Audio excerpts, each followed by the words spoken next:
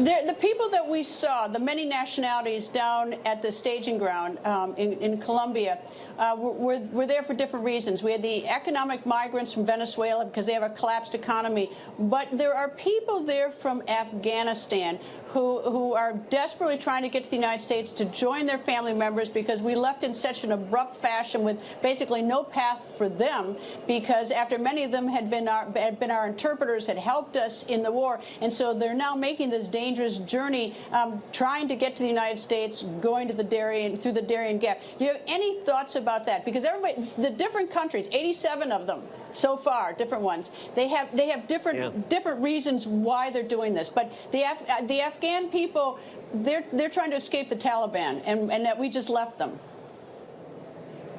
Right.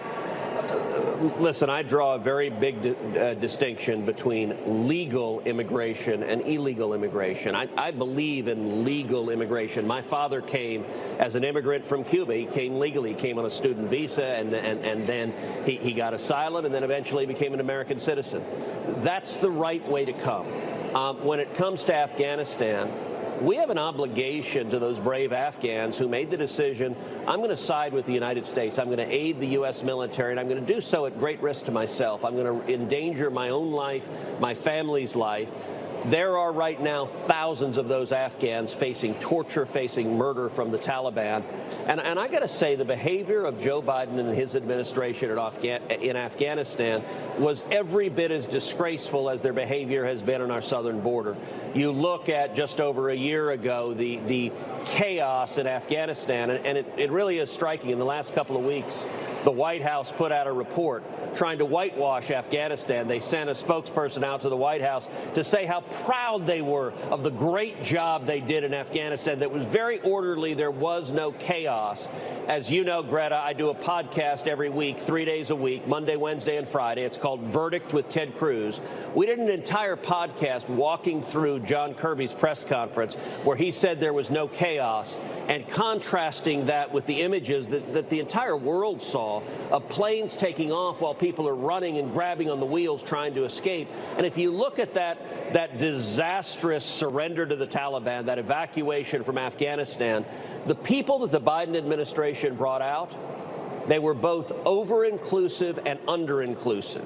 They were under-inclusive in that they left behind thousands of Afghans and even some Americans because they did a half-assed job of it and didn't care about getting the right people out. They were also over-inclusive because at the end they were just rounding people up and flying them out, including people who had not been adequately screened for terrorism, including multiple grown men with little girls they claimed were child brides, because if they grabbed a child and said, this is my wife, they could bring the child out as well. And this administration is essentially facilitating the sexual assault of those children. It's the same thing that's happening on the southern border. In both instances, the administration puts political PR above real human lives.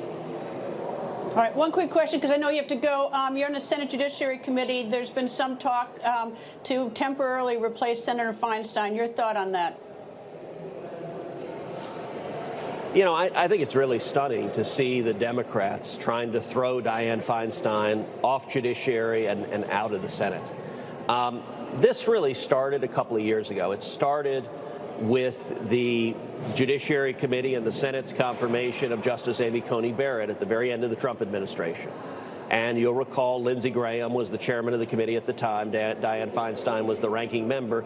And at the end of the hearing, she very briefly hugged Lindsey Graham. And the radical left lost their mind. That hug broke their brains, and they demanded of Chuck Schumer, don't let her be the next chairman of Judiciary. Well, sadly, Schumer took about 4 seconds, gave in to the radical left, threw her to the curb, did not care about her at all, and took the gavel from her and instead gave it to Dick Durbin, who's the #2 in Democrat leadership. Under the ordinary rules, the #2, the majority whip, isn't eligible to chair a committee, but Schumer said to heck with it, Feinstein's out. Now, Feinstein is ill. She's 89 years old. She has shingles, from my understanding.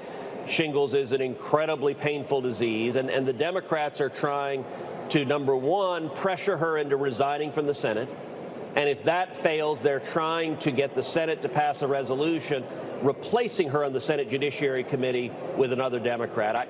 I don't think any Republican is going to go along with that. It's not our job to help the Democrats ram through radical left-wing Democrats. You know, I mentioned a minute ago my podcast. Today's podcast, I do an extensive discussion of Dianne Feinstein and the rules in the Senate and the laws and why it is that the Democrats are trying to flip her off judiciary.